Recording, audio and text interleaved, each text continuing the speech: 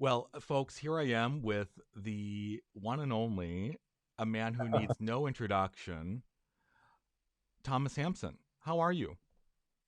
I'm good. How are I'm you? Thank you for the invitation. Good to see my you. pleasure. It's nice to see you too. I'm in gray Minneapolis as we speak, and I understand you're in the City of Lights.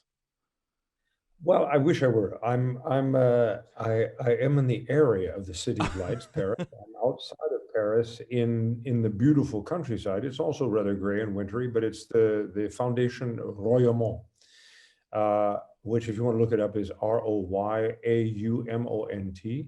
It's an extraordinary learning center and study center and oasis and library and performing arts. I mean, it's incredible. It's a 13th century abbey.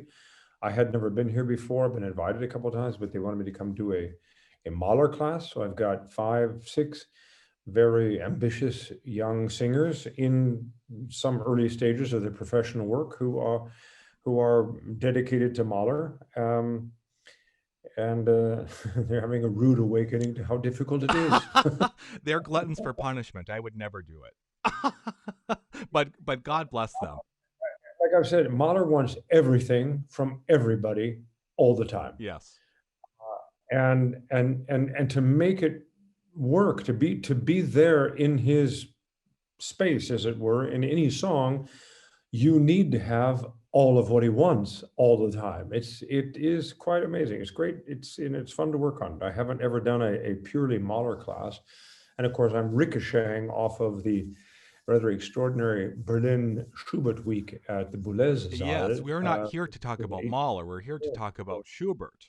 You know, And isn't it remarkable that 224 years after his birth, we're still so drawn to his work? Why is that? well, that's a very good question, and it's a question that you and I, as musicians and singers, I don't know you that well, but we answer it easier because Schubert Schubert is the muse. Schubert is Schubert's music. I think in some ways still resonates closer to the heartstrings than most other composers. Um, Schubert's songs, I think, will remain infinitely interesting and viable because of what he started. This phenomenon of an external world experienced through musical elements that completely throws the focus on the internal psychological development of the protagonist of the song. And this is an endless conversation. This is so human based. People, if they open their eyes and hearts to what they're actually listening to, and yes, you have to weed through the language perhaps a little bit, whatever those, but when you get there and you're actually in that song where this person is actually walking depressively, talking to the moon, and they may very well think to themselves, I do that. Well, yeah, I just did that last Or night. whatever other context. But the idea that Schubert, and it's interesting this weekend, Mahler, and forgive me for just sort of running with this, but Mahler is 65, 70 years later in a tremendous development of musical elements and harmony, especially, essentially doing exactly the same thing. Mm.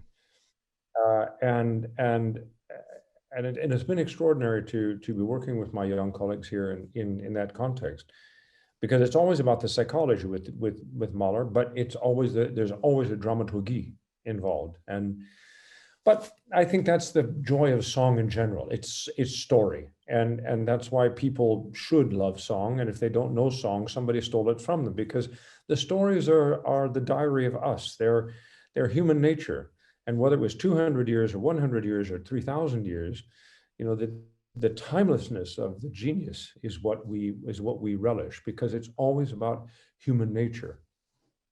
Absolutely. So whether people were singing about the moon 3,000 years ago and they're still singing about it today. And I think we should get over ourselves. And by the way, they're going to be singing about the moon in a couple hundred years Long again. after we're You know, gone. can we all just take a deep breath, get along with one another, and call the present? But we are all born of the past, and we all have dreams for the future. So I'm not exactly sure what all this antagonism is. We just need to relax and just enjoy And listen it. to. and know it'll be there in perpetuity. And how do we do that? So Schubert is obviously set a benchmark for song and writing and poetry and word painting. And where do we go from there? What he obviously serves as an inspiration for composers and modern art song, which I know you're a proponent of. How do we relate to Schubert, or bring Schubert into the 21st century? Well, I think if you were having a conversation with Ned Rorem, he would confess to tremendous influence by Franz Schubert. You can't. I don't care who you are, when you are. If you want to, I mean, writers read other writers and composers know other composers, and I don't know of anybody who's not inspired by Schubert.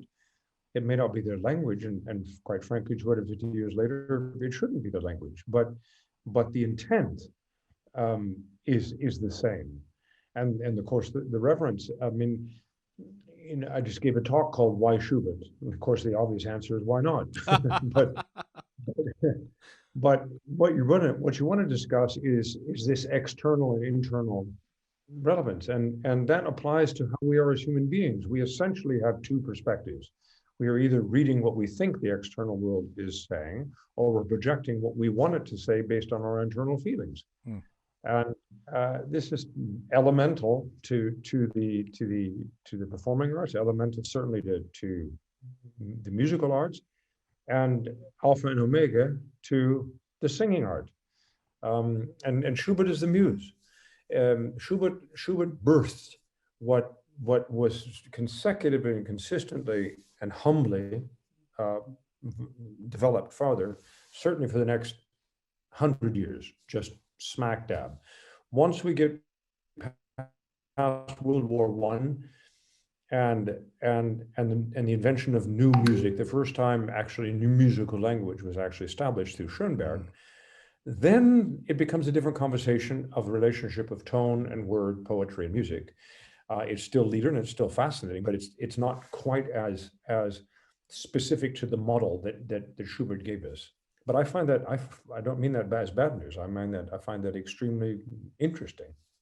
What would you say to, we've gone through so much turmoil in the last year, with the of course the murder of George Floyd and the racial the glaring racial disparities and equitable hiring practices throughout our industry. What would you say to those performers who may not feel that Schubert is for them? Fine. Good, great. Then I would like to know what is it that interests you? I meet him halfway. I think we all have to find our centers of gravity. Schubert is simply one of my centers of gravity. I probably would be compelled to make sure they actually knew what they were saying when they said they didn't want to do that. I think if you're a singer and you're interested in song, it's pretty hard for me to believe that there aren't some maybe unknown tributaries of the genius of Schubert that are still to be explored. That could be, wow, I never knew that, or oh, you're right. The idea that Schubert is somehow this little boxed up, early 19th century music form that is so precious you don't want to push on it is just nonsense. It's just complete nonsense. His expanse of expression, his very often extremely expansive tessitura, is extraordinarily challenging. You've got to have music chops to sing Schubert songs. And you say, oh yes, well, Nacht und Träume or Du bist die Ruhe. Excuse me, you sing that damn song. If you can't sing legato and you don't know how vowel goes to vowel, good luck, So I think that most people that are somewhat casual about Schubert, and I want to say this nicely, are just quite frankly not as familiar as they should be before they make that judgment. That doesn't mean I'm a Schubert banging, music throwing fanatic. Not yet. No, we leave that for Susan. But it just any musician colleague that is concerned with building walls to their repertoire, I'm going to have some problems with. I just think that life is more interesting than that, and our service as singers is more wide and interesting than that. But Everybody has to find their Well, path. certainly, and to speak to that, and this is a discussion I have with our friend Susan Ewens frequently, is that we are so limited in programming in general by the same dozen Schubert songs, and we Yeah, have we have hundreds and hundreds and hundreds of more. So if you don't like spinning wheels, there's other subject matter. exactly. Exactly. And if you like this, you might like this. And that conversation really should be our responsibility as artists. To be perfectly frank, and even though I'm Tom, uh, We'll sorry. we'll we'll edit in the laugh track. Don't worry.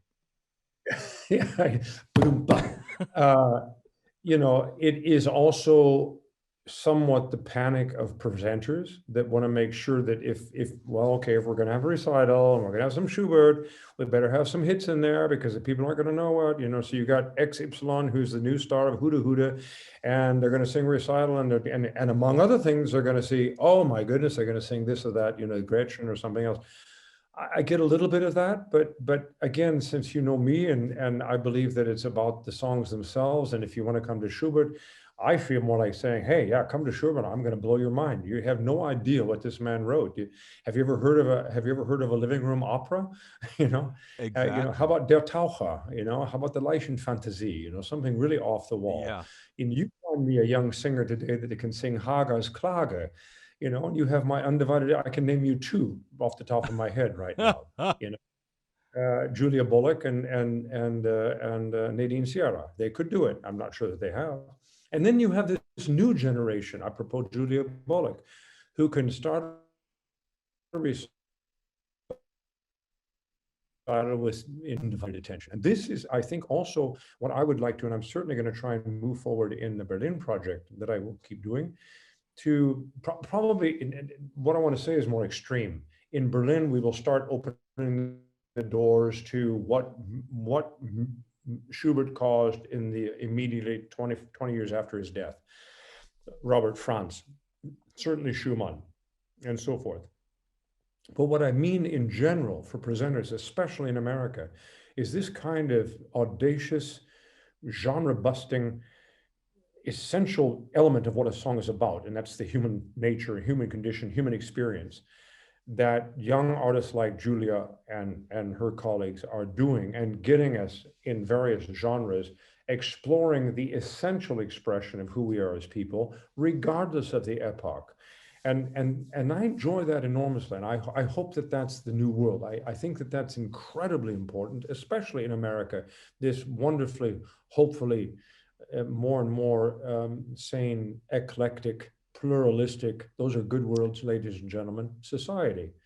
They had a bad rap for the last 40 years, but no, those are good I, words. I E pluribus unum does not mean we're all from the same damn cookie cutter. right. It means the opposite. It means we all love everybody's cookie cutters. And Absolutely. respect. You don't have to love them, just respect. And you don't even need to eat the cookie if you don't like it. Exactly. I mean, as long as we're going to take this ridiculous metaphor on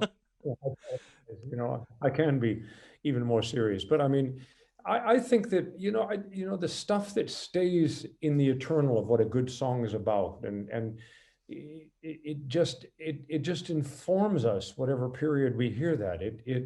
It makes us more aware. It makes us more empathetic. It releases the fear that you might have about, oh my God, what perspective am I supposed to live in? What wall am I keeping running up to? And I think that's actually the incredible power of the performing arts in general. It tells you you're not alone. Exactly. And even though we may be physically alone in this Yeah, day and well, age, good. Now, but look at this. You're in Minneapolis, I'm in Paris, we're having a good chat. And you're going to play this for a whole bunch of people all over the and they're place. going to love it. And they're going to This say, "What's holding Thomas's favorite cookie?" of the self-understood necessity as well as advantage of a digital parallel universe is one of the few silver linings to this very dark cloud that we're in the middle of. Well, and you've It- talked about that, about your love of technology and how it's really doing what it needs to do with as far as education Right. and bringing folks together.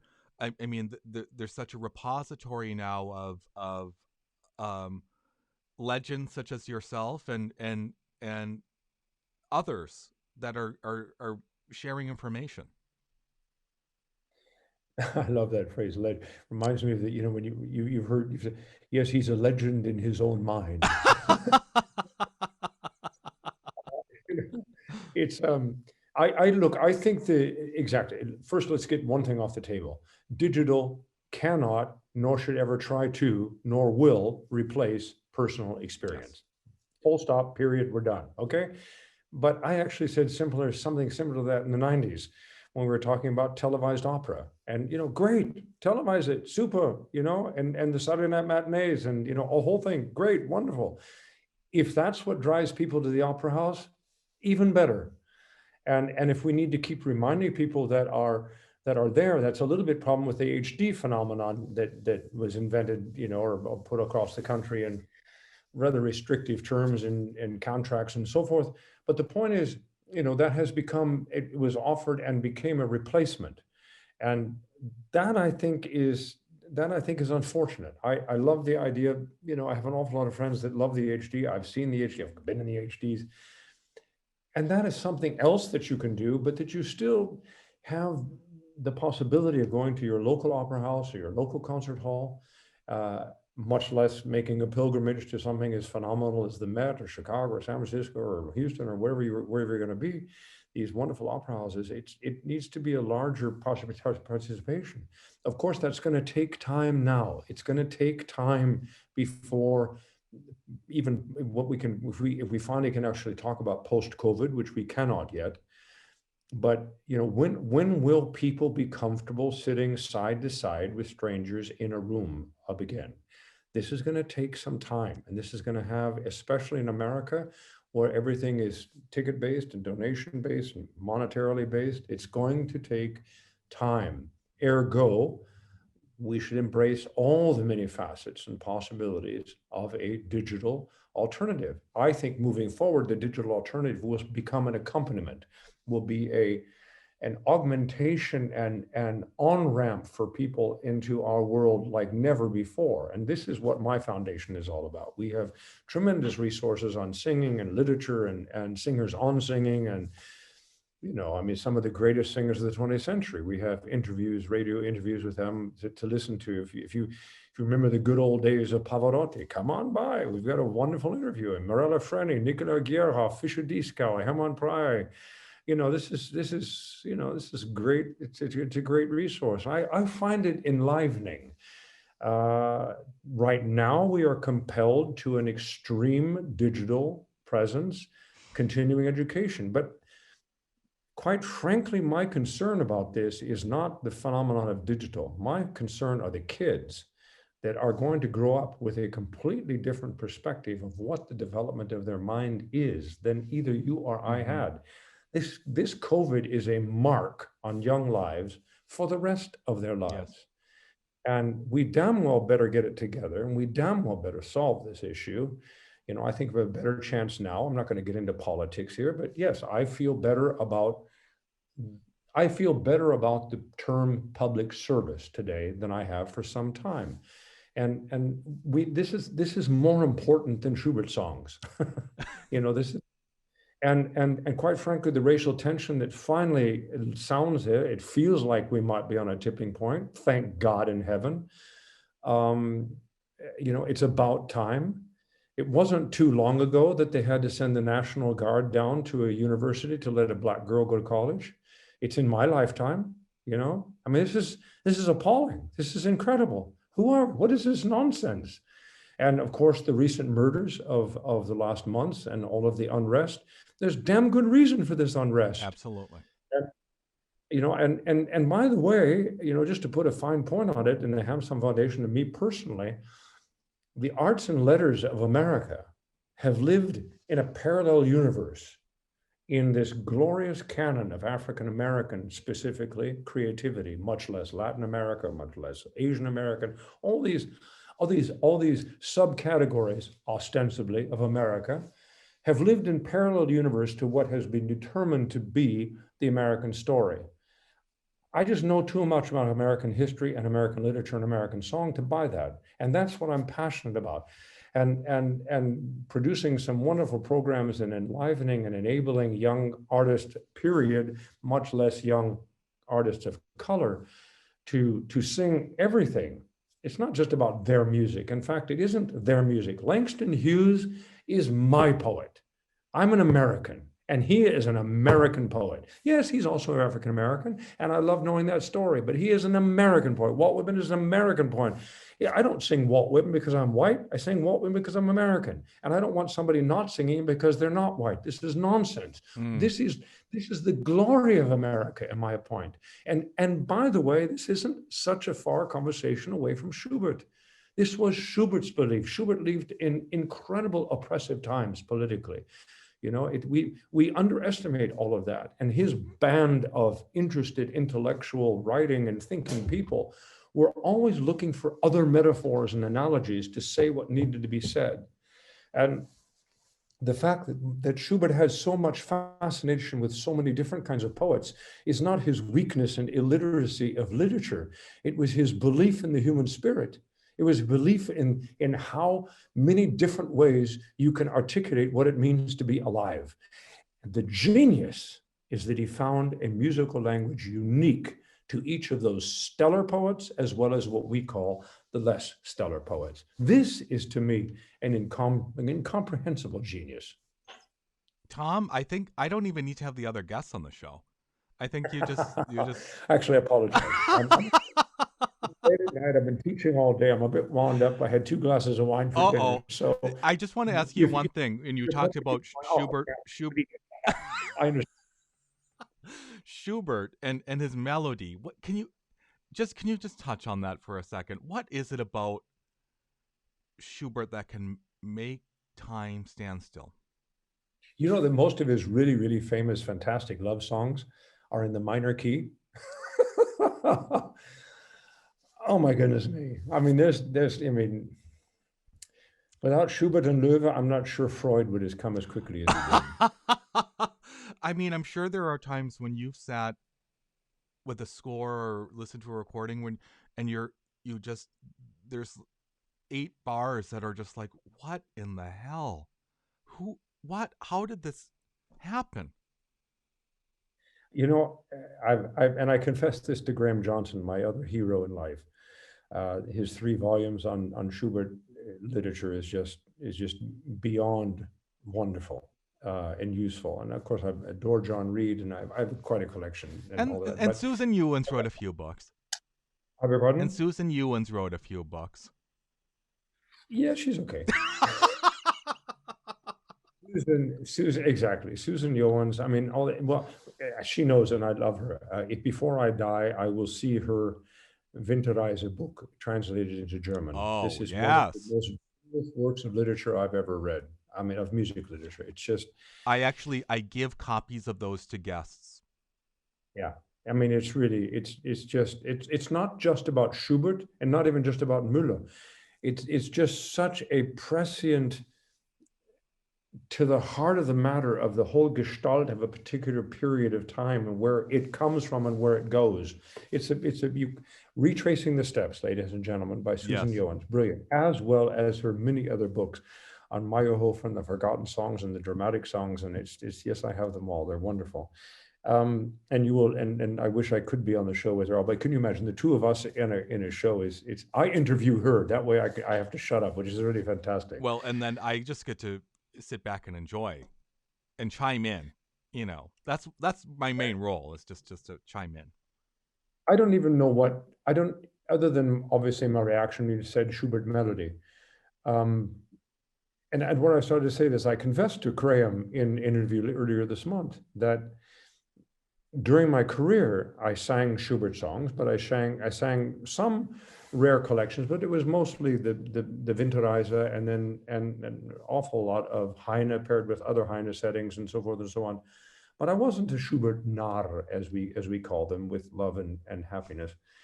Um, and it wasn't that I didn't get it. I'm trying to, I guess, defend myself, but what I want to say is that I've become obsessed with Schubert. Mm. It will accompany me the rest of my life in a far more meaningful way, especially in my teaching, because kids are crazy about it, and I now know what to send them and so forth. Than I had. I'm obsessed. And he laughed. And he said, "You know, that happens."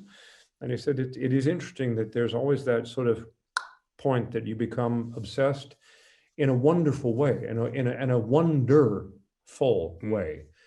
Um, but there's never a time that I put on a recording of something of Schubert, whether it's piano or string or orchestra or song, that it doesn't just center me.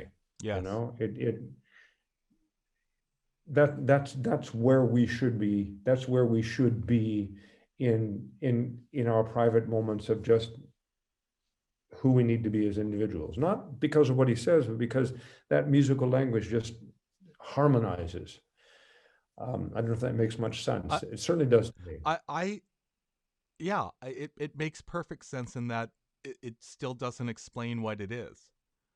There's Well, still a je ne if sais Alfred quoi. Brendel, if you want to know, if you want to have somebody contemplate that existential question about melody, and have a read of Albert and Brendel, and there's a lot of quotes for him. There's a lot of quotes of a lot of people about Mahler. I think there's about Schubert. I think there's a page and the internet, Schubert quotes, and some of them are really quite to the point.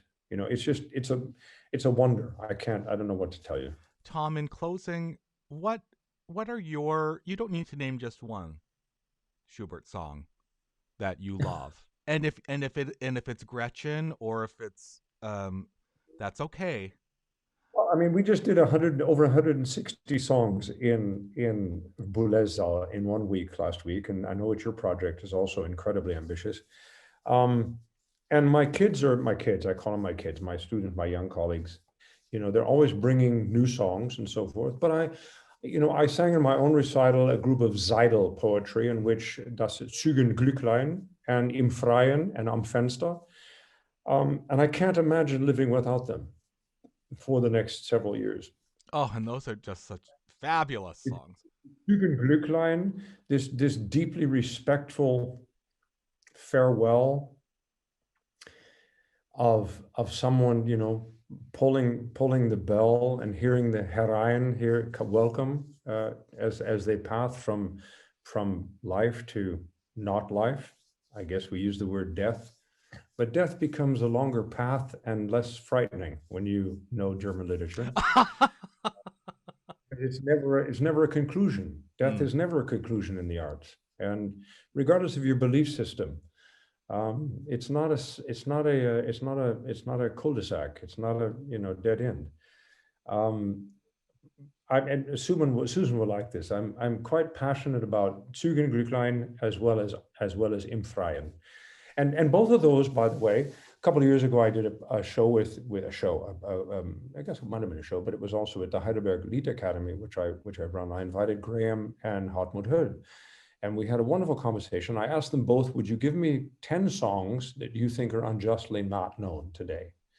And Graham sent me 20. Uh, and in those were both of those songs. And I work against that list, and I keep challenging. I think I've asked Susan that as well. I think that's something, if you like this, you like that. But that's the way I've programmed recitals across the country for 30 years. Mm. I always talk to presenters, and well, they don't like Schubert. They what? Well, no, they don't really like that early German stuff. What about Mahler? Oh, they love Mahler. That doesn't make any sense. How about if I smuggle some, Anyway, you have these conversations because people should come to concerts and be replenished. A song is a 3-minute oasis of your personal life. We sit together as an audience, but it's the individual reaction to anything you hear in a concert that is of the value. That's what it's there for. And they're like islands of self-reflection. It's you get to stop the clock of successive moments to contemplate something of a larger perspective of successive moments. And I'm very passionate about that in the song repertoire, as you can tell. And Schubert is just, he's the muse. Everybody after him for a solid 100 years was just simply taking a page out of his book and learning from him and following those footsteps. Now, I've heard you talk about singing art song in concert halls, which of course we're all no strangers to hearing. At what point does it become not the venue for it? Or is it always, Good. you had mentioned about always ensuring that the audience can see your eyes. Well, that's the point, isn't it? And if you're in a big hall, if I'm in a big hall, when I think of immediately, I'm thinking of the Konzerthaus in Vienna. It's a big, big hall, but it's got tremendous lighting, and I do like a dark audience. I want to give them just barely enough to look at something if they have to. I'd rather you looked at your program over coffee the next morning, but people hear what they see, and so if you can focus light on a big hall, and you can cut down distance by light, and so it doesn't feel so. But then you have the acoustic thing. I think big halls are this is going to sound pretty disingenuous from me, who's sung recitals in a lot of big halls, but no, it's not ideal. It's a marketing problem. It's a financial issue, and if there's ways around that, I mean, at the Brahmsaal in Vienna, they do 2 nights of the same concert, so you can get enough people in it, but it's a small hall. Lieder is certainly happier in a 5 to 1,000 seat house than anything above 1,000 seat house. There's no question about that. Well, certainly we've talked about our Project Schubert, in which you've and many other people have said is highly ambitious, in which we'll be performing the Oh, no, complete. no. It's not ambitious. It's bloody crazy. I'm going to quote you on that. By the way, count me in. All right, Tom, you heard it here first, audience. Thomas Hampson will be joining us in 2022. It's kind of crazy that we have to do. It's just too crazy to not do. Well, It's I just crazy. have to tell you that the hall in which, so the evening will be headliners, such as yourself, is a beautiful 1,100 seat concert hall. It's Perfect. perfection. And we're going to live stream everything. Absolutely. So that we have the whole world celebrating. Yes. Right? And maybe we can help with that with the foundation. That'd be nice. Well, Tom, I'm so glad I have this on tape.